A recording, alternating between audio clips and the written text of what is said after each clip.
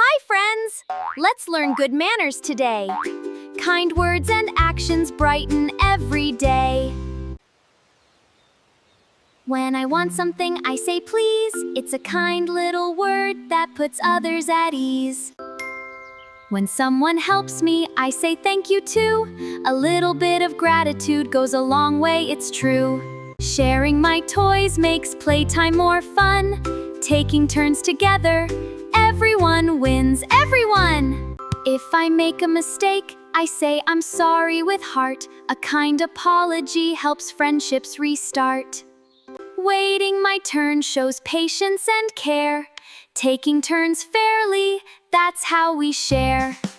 Please and thank you, sharing and sorry too. Waiting our turn, good manners for me and you. Thanks for learning good manners with me today. Remember, kindness makes every day brighter. Bye-bye! Thanks for learning with me today, friends. I hope you discovered something new. If you had fun, follow along for more writing adventures with me. See you next time!